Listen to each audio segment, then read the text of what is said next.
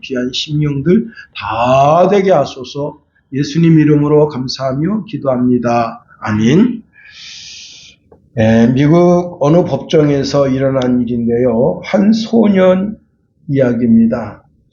이 소년이 이제 나이를 속이고 주유소에서 일하다가 경찰에게 붙잡혀서 이제 법정에 섰는데, 판사가 왜 나이를 속이고 불법 취업을 했느냐 물으니까 그 소년이 하는 말이, 판사님, 작년에 부모님이 돌아가시고 저에게 6살 먹은 여동생이 있습니다. 당국에서 저희를 서로 다른 보호시설로 떼어 놓으려고 했습니다.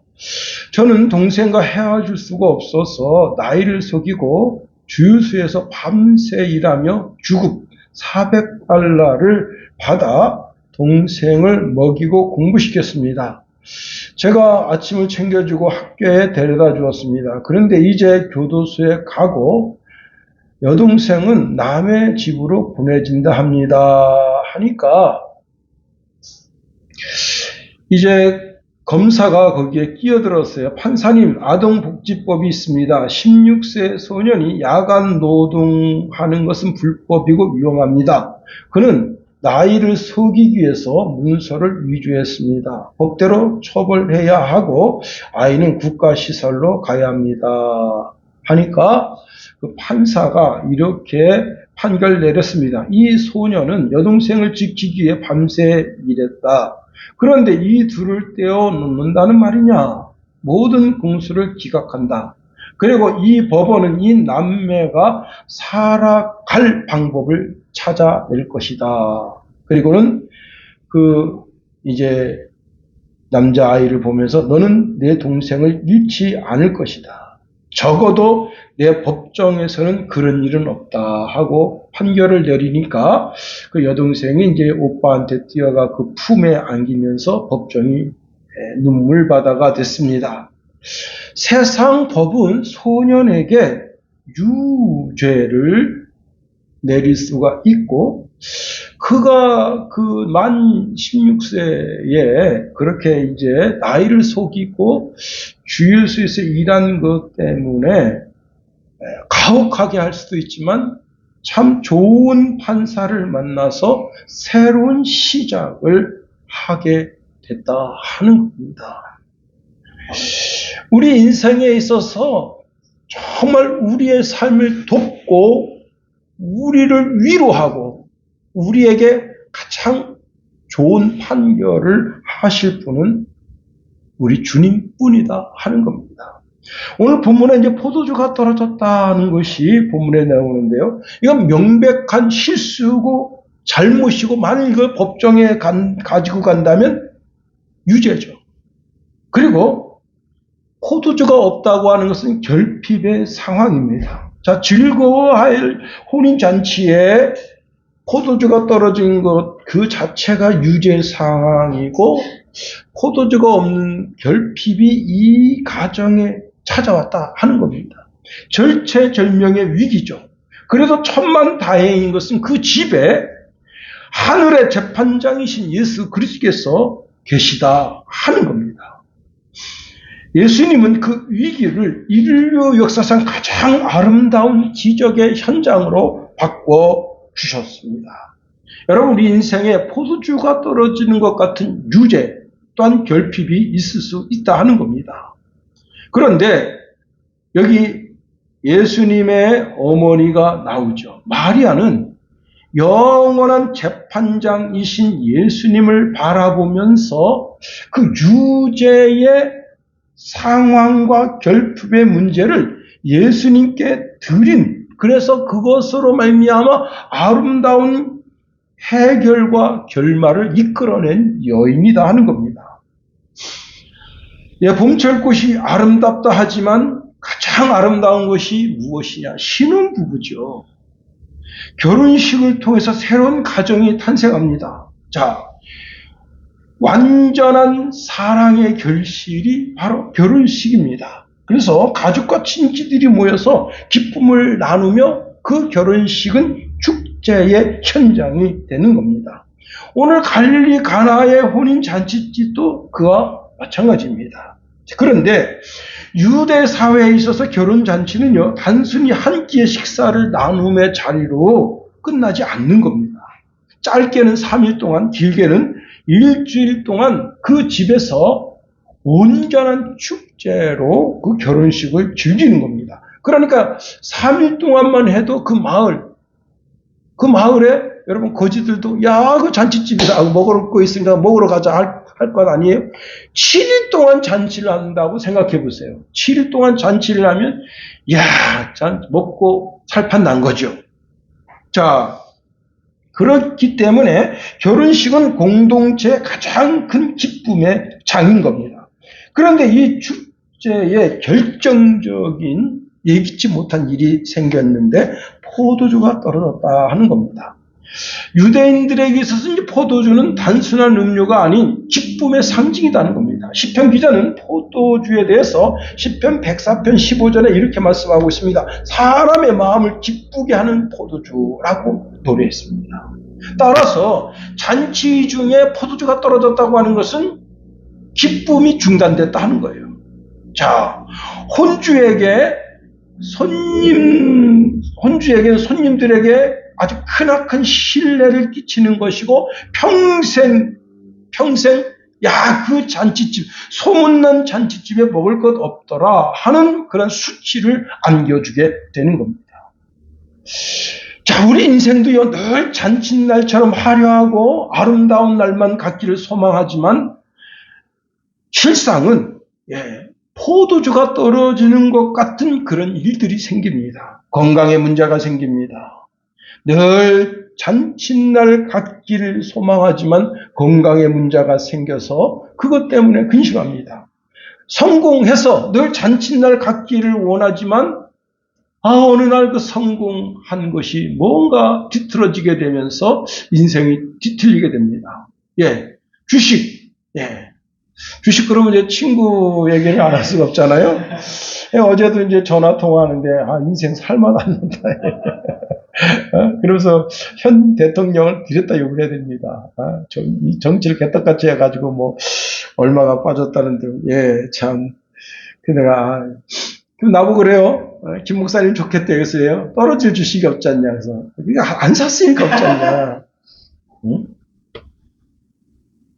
그렇습니다. 여러분, 뭔가 모르지만 그 집에 포도주가 모자람 같은 그런 일이 있을 수 있습니다. 청년같이 늘 팔팔할 줄 알았는데 여러분, 고혈압이 웬 말이며 당뇨가 웬 말이며 고지혈증이 웬 말이냐. 그래서 근심 걱정 염려가 태산 같아요.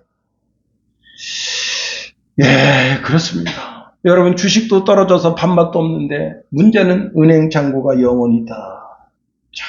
인생의 모든 열정이 빠져나가는 거죠. 이로 인해서 인간관계의 모든 신뢰가 한순간에 깨어져 버리는 겁니다. 한순간에 내 삶의 모든 기쁨이 사라집니다. 그리고 텅 빈 포도주 항아리만 내 속에 있다. 즉, 텅 빈 지갑만 있다 하는 겁니다. 그럴 때 나의 결핍을 느낄 때 그때 그 문제를 나 스스로 해결하려고 하면 어떻게 되느냐? 자살가 됩니다. 그런데 그 문제를 어떻게 해요? 예수님께 가져간다. 말도 안 되는 거죠. 내가 내 인생을 잘못 경영해서 문제가 생겼음에도 불구하고 그 문제를 어떻게 해요? 예수님께 끌고 가는 거예요. 하나님께 끌고 가는 거예요. 그 문제를 그분에게 내어 드리는 거예요.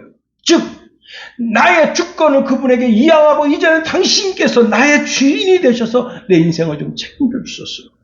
오늘 우리가 본문에 있는 말씀을 통해서 깨달을 진리가 참 많습니다. 첫 번째는요, 오늘 본문에서 마리아가 어떤 존재인지를 분명하게 알게 되는 겁니다. 자, 잔치에 포도주가 떨어졌을 때 이 사실을 가장 먼저 인지한 사람은요, 예수님의 어머니 마리아였습니다. 그런데 여기서 우리가 마리아의 반응에 주목해야 됩니다. 자, 마리아는 너무나 당황한 나머지 이 결혼식의 주인, 혼주죠. 혼주를 비난하거나 또 하인들에게 왜 이따구로 포도주를 떠다 줘서 포도주가 떨어지게 했느냐고 그 하인들을 다그치지 않았다는 겁니다. 자, 마리아가 취한 행동이 무엇인가 하면 예수님께 나아가서 이 상황을 그대로 보고한 거예요. 즉 예수님께 기도했다는 거예요. 3절 말씀에 이렇게 말씀하고 있습니다. 포도주가 떨어진지라 예수의 어머니가 예수에게 이르되 저희에게 포도주가 없다 하니 말씀하고 있습니다. 여러분 잘 들으세요. 예수님은 하나님 아들이시고 마리아는 하나님의 아들을 낳았으니 하나님의 어머니가 되고, 하나님의 어머니는 우리가 경배해야 할 대상이 되고 숭배해야 한다고 가르치면 십계명을 정면으로 들이받는 거라 하는 겁니다. 자, 마리아도 예수님을 주와 그리스도로 믿어서 구원받은 존재라는 사실입니다.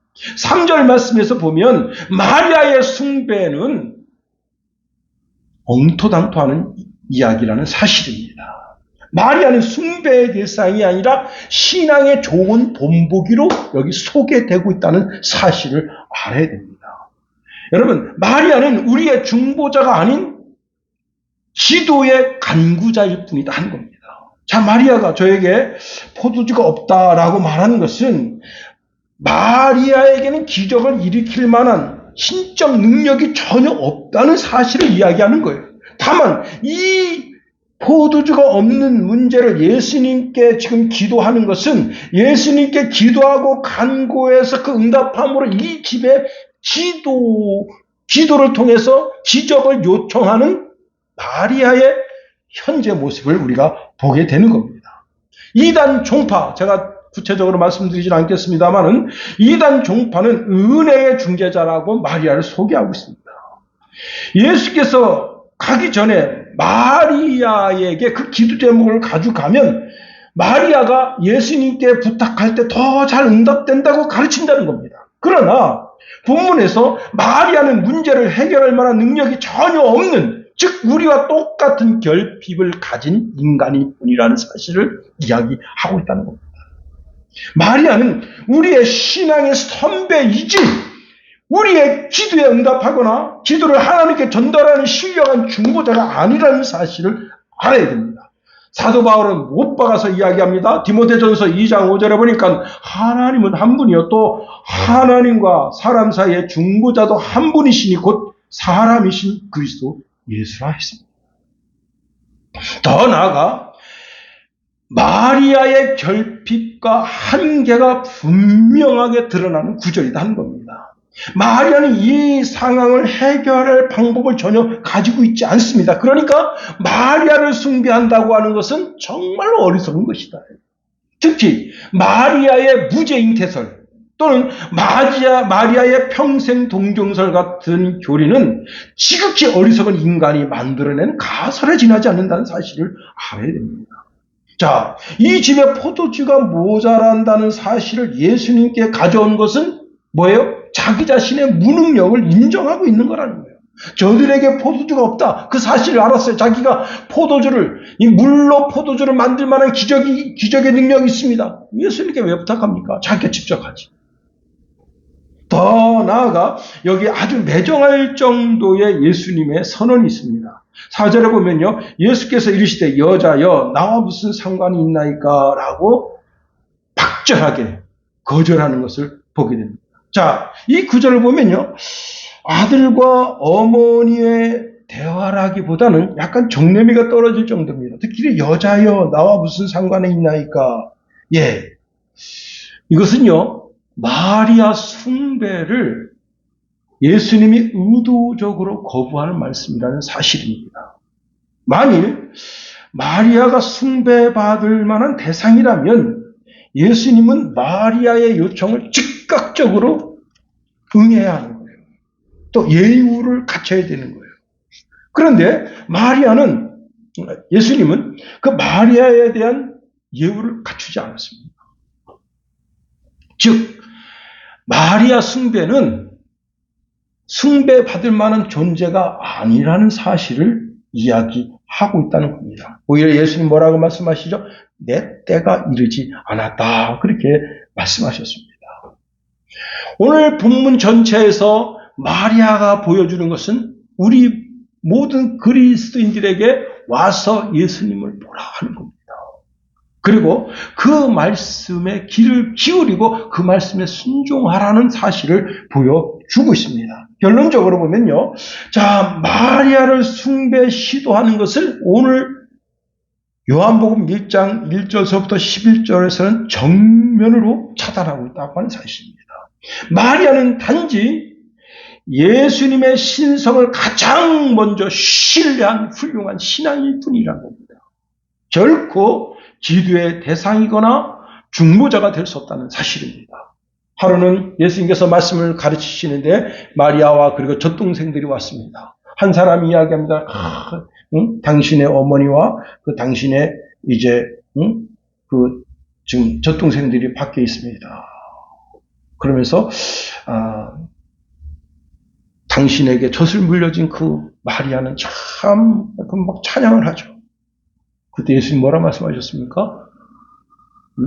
자기 어머니, 자기 젖동생들을 이렇게 띄운 것이 아니라 여기 지금 하나님의 말씀을 듣고 있는 여러분들이 진짜 내 형제고 내 자매고 내 모친이라고 이야기한 겁니다. 그렇습니다.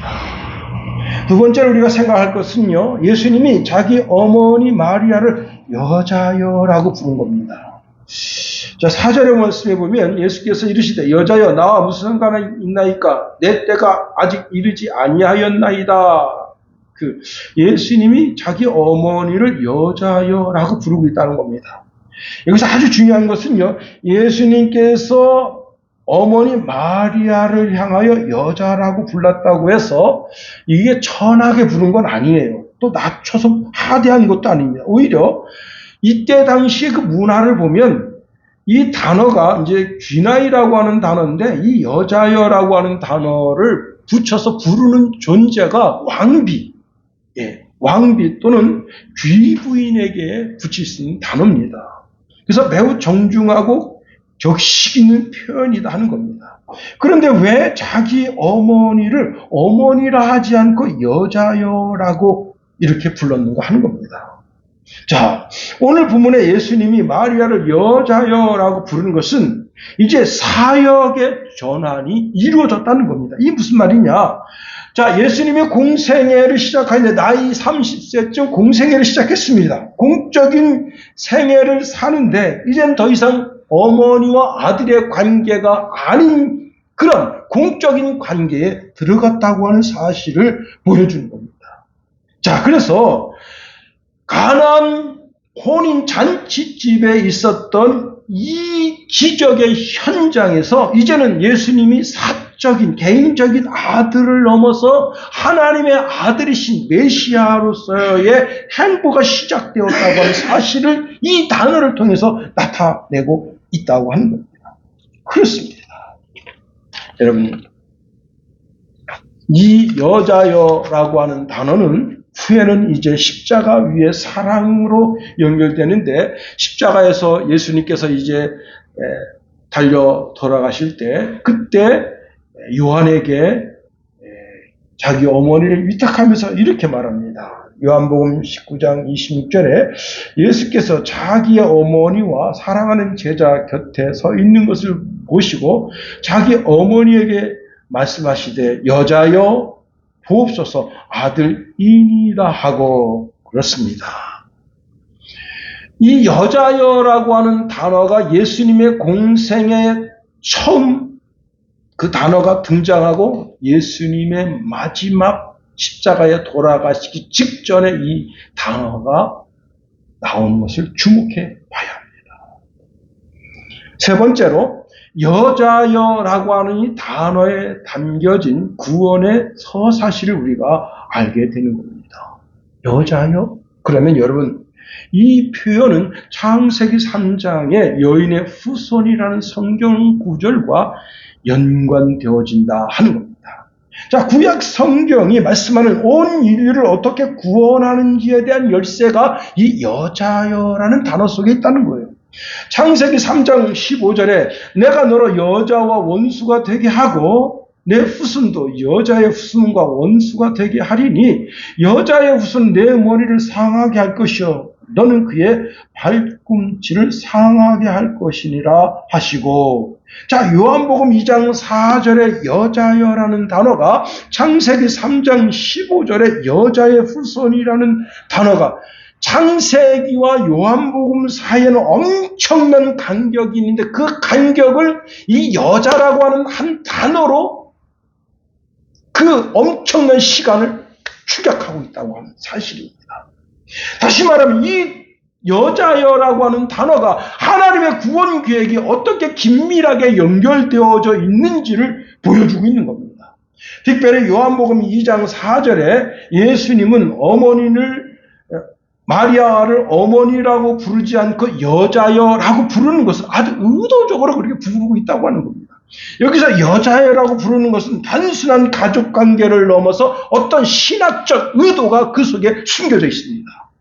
예수님의 공생애를 시작하면서 더 이상 육신의 가족관계가 아닌, 자, 이제는 하나님의 구속의 관계 속에서 사역이 시작되고 있는데 마리아를 어머니라는 호칭에서 여자여라는 호칭으로 바꾸면서 이제 뭐죠? 육신의 어머니와의 관계가 단절되고 관계의 차원, 이제 구속사적 차원으로 전환됐다는 사실을 이야기하고 있는 겁니다. 그래서 우리가 여자라는 단어를 창세기 3장의 여인의 후손이라는 단어와 연관해서 봐야 되는 겁니다. 창세기 3장 15절에 이 여자의 후손이라고 하는 이 구절, 이 창세기 3장 15절을 최초의 복음 또는 원복음이라 그렇게 말하는 겁니다. 근데 여자의 후손이 어떻게 하죠? 뱀의 머리를 상하게 합니다. 자, 그런데 여자의 후손이라고 하는 표현이 아주 독특하다는 겁니다. 성경은 후손이라는 단어를 사용할 때 남자 중심으로 그 단어를 사용합니다. 그런데 여기서 여자의 후손, 후손이라고 말할 때 장차 오실 메시아가 아주 특별한 존재라는 거예요. 즉 메시아의 출현 자체가 특별하다는 거예요. 남자의 힘을 빌리지 않고 그리고 여자를 통해서 후손이 온다는 거예요. 이게 아주 독특하죠. 그리고 여자의 후손이라고 하는 것은 사탄과의 대적 관계가 되고 결국 여자의 후손이 사탄의 머리를 상하게 합니다. 이건 단순한 상처가 아니라 머리를 상하게 되면 어떻게 되죠? 죽게 되는 거죠. 머리를 상하게 됐다고 하는 것은 결정적인 승리를 가져온다는 거예요. 자, 기독교 신앙에 있어서 이 예언은 예수님께서 십자가의 죽으심으로 사탄의 권세를 깨뜨리고 부활을 통해서 궁극적인 최종적인 승리를 이루신다 하는 겁니다. 그러므로 요한복음 2장에 여자여라고 부르는 것은 창세기 3장 15절의 여인의 후손과 연관되어져 있다 하는 겁니다. 그렇습니다. 예수님은 여자의 후손으로 이 땅에 오신 분이시다 하는 거예요. 예수님은 육신을 입고 이 땅에 오신 그 자체가 영광 중에 영광이라 했어요. 즉 성육신 자체가 영광이다. 요한복음 1장 14절에 보니까 말씀이 육신이 돼 우리 가운데 거하시며 우리가 그의 영광을 보니 아버지의 독생자의 영광이여 은혜와 진리가 충만하더라 말씀했습니다. 예수님은 하나님 자신이심에도 불구하고 육신을 입으신 것이 영광이었다. 여러분 육신을 입었다는 게 뭐예요? 사실은 신학적으로 보면 이게 비하입니다. 약해지심. 즉 육신은 하나님의 영광을 가리는 그런 사건적인 것처럼 보여진다는 겁니다. 그런데 자, 오히려 육신을 입은 것이 하나님의 영광을 가리는 것이 아니라 하나님의 영광을 드러내는 사건이라는 거예요. 왜? 성육신이 영광 중에 영광이냐? 창조주가 피조물이 되는 사건을 우리가 이 사건을 통해서 어떻게 해요? 빌립보서 2장 6절에 사도 바울이 이것을 새롭게 해석하는데 그는 근본 하나님의 본체신 하나님과 동등됨을 취할 것을 여기지 아니하시고 오히려 자기를 비워 종의 형체를 가지사 사람들과 같이 되셨고 사람의 모양으로 나타나서 자기를 낮추시고 죽기까지 복종하셨으니 곧 십자가에 죽으심이라 이렇게 말씀하고는 그 다음에 뭘 이야기하죠? 하나님께서 그를 죽은 가운데서 부활시켰다. 자, 우리 주님이 이렇게 십자가를 지시고 육신을 입어야만 십자가를 질 수 있는 거 아니에요. 예. 육신을 입어야만 물과 피를 쏟을 수 있는 거 아니에요. 육신을 입어야만 전신이 그 빌라도 병정이 시들은 채찍에 찢길 수 있는 거 아니에요. 우리를 살리기 위해서, 나라고 하는 인간을 살리기 위해서 하나님의 어린 양 되신 그리스도께서 세포 하나하나마다 다 찢겨져 나가고 심지어 물과 피를 다 쏟는 그 사건이 온 인류를 구하는 가장 영광스러운 현장이다. 주님은 그렇게 여기신다는 겁니다. 자, 주님이 이렇게 말씀하시죠. 4절 하반절에 내 때가 아직 이르지 아니하였나이다. 이 내 때가 뭐냐면 십자가를 지고 죽으심으로 영광을 취하실 때라는 겁니다. 예수님은 가장 큰 영광이 뭐냐? 온 인류를 위해서 내 전신이 찢기고 이 머리가 그 가시멸류관으로 찢기고 그리고 내 모든 마디마디 내 세포 하나하나가 전부 온 인류를 위해서 희생하게 되는 그것이 최고의 영광이라 그렇게 말씀하시는 거예요. 요한복음 12장 23절에 보니까 예수님은 십자가를 앞에 두고 이렇게 말씀하십니다. 인자가 영광을 얻을 때가 왔도다. 야, 십자가라고 하는 죽음이 자기 앞에 있는데 그 십자가가 영광이라는 거예요. 육신을 입으시는 사건이 영광이고 십자가에서 죽으시는 사건이 영광의 결정체라는 거예요. 즉 예수님의 영광은 왕자에서 시작되는 것이 아니라 비천한 구유에서 시작되고 흉악범이 져야 할 십자가에서 드러나게 된다는 거예요. 다시 나아가 요한복음 19장에 보면 예수님께서는 마리아를 향하여 여자여 보옵소서 아들이니라 말합니다. 자, 이 장면을 통해서 더욱 명명백백하게 보여주는 것이 무엇인가 하면 공생애를 시작하면서 여자여라고 불렀던 그 마리아에 대한 호칭이 다시 한번 여자여라고 불려지는 것은 그냥 단순하게 여자여라고 불려지는 것이 아니라 창세기 3장 15절에 여인의 후손이 나옵니다 라고 하는 사건을 거기서 재현하고 계시는 겁니다. 그렇습니다. 여러분, 여인의 후손으로 동정녀의 탄생으로 오신 그 예수님을 여자여라고 하는 호칭을 통해서 드러내고 계시다. 그렇습니다. 여인의 후손은 사탄의 권세를 무너뜨릴 그리고 온 인류를 구원할 가장 강력한 하나님의 은혜다. 자, 그 은혜의 시작점이 어디 있어요? 갈릴리 가나 혼인 잔치집에서 자기 어머니 마리아를 여자여라고 부르면서 어떻게 내가 온 인류를 구원할지 그 서사시를 여기에 쓰고 계시는 겁니다. 이제 말씀을 마칩니다. 우리가 이 짧은 단어 속에서 하나님의 구원 계획이 얼마나 치밀하게 이루어지고 있는가를 봐야 되는 겁니다. 창세기 3장 15절에서 요한복음 2장 4절까지의 그 간격을 한 단어, 여자라는 단어로 추격하면서 어떻게 구원의 서정이 우리 속에 이루어지고 있는지, 그 십자가에서 당신의 모든 것을 희생하는 것이 나를 위해서 모든 것을 희생하는 것이 영광 중에 영광이라고 말씀하시는 그 주님과 함께 우리가 무덤에 장사 지낸 바 되고 3일 만에 부활한 것처럼 우리가 부활의 날을 소망하며 사는 겁니다. 기도하겠습니다. 하나님, 우리를 붙드시며 인도하소서. 오늘 귀한 구절 통해서 하나님의 은혜를 깊이